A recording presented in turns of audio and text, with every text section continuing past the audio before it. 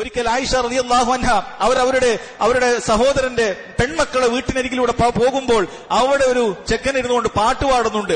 ഒരു വ്യക്തി അവിടെ ഇരുന്ന് പാട്ട് പാടുന്നുണ്ട്. അവന്റെ രൂപമൊക്കെ പറയുന്നുണ്ട്. മുടിയൊക്കെ നീട്ടിക്കൊണ്ട് തലയെ കാട്ടിക്കൊണ്ടാണ് അവൻ ഇങ്ങനെ പാട്ടിൽ ഇങ്ങനെ ആലപിച്ചുകൊണ്ടേയിരിക്കുകയാണ്. ആയിഷ റളിയല്ലാഹു അൻഹ പറഞ്ഞു, ഓഫിൻ ശൈത്താനുൻ, നാശം, ശൈത്താനാണിത്, അഖ്രിജൂഹു അഖ്രിജൂഹു, അവനെ പുറത്താക്കുക എന്നുള്ളത് സഹോദരങ്ങളെ ആയിഷ റളിയല്ലാഹു അൻഹ പറയാണ്. ഇമാം ബുഖാരി അദ്ദേഹത്തിന്റെ അദമുൽ മുഫ്രദിൽ പറഞ്ഞ ഷെയ്ഖ് നാസറുദ്ദീൻ അൽബാനി റഹിമഹുല്ല ഹസനാണെന്ന് വിലയിരുത്തിയ ഹദീസാണിത്, അസറാണിത്. ആയിഷ റളിയല്ലാഹു അൻഹ നമ്മുടെ മുൻഗാമികൾ, നമ്മുടെ ഉമ്മ എങ്ങനെയാണ് ഇങ്ങനെ സംഗീതം പാടുന്ന ഇങ്ങനെ സഹോദരങ്ങളെ ആലോചിച്ചു നോക്കൂ. ഇന്നെന്താണ് മുസ്ലിമീങ്ങളുടെ വീട്ടിലെ അവസ്ഥ? ഈ രൂപത്തിലുള്ള ഗായകന്മാരെന്ന് പറയുന്ന ചെമ്മാടികളെ സഹോദരങ്ങളെ മുസ്ലിമീങ്ങൾ അവരുടെ വീട്ടിലേക്ക് വിളിച്ചു വരുത്തുകയാണ്.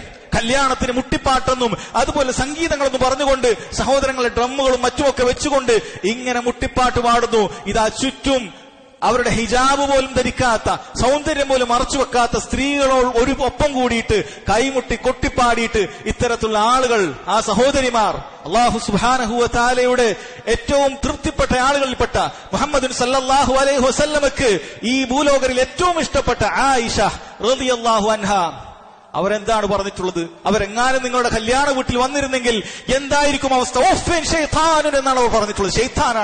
ഷെയ്ത്താനാണ് ഈ പാട്ട് പാടുന്നത്.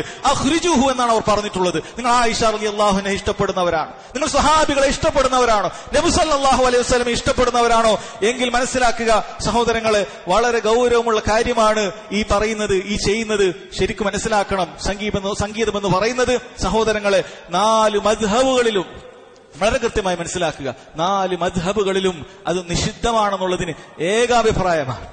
4 മദ്ഹബുകളിലും നിഷിദ്ധമാണെന്നുള്ളതിന് ഏകാഭിപ്രായമാണ്. അതുകൊണ്ട് വളരെ കൃത്യമായി കാര്യം ഗ്രഹിക്കുക.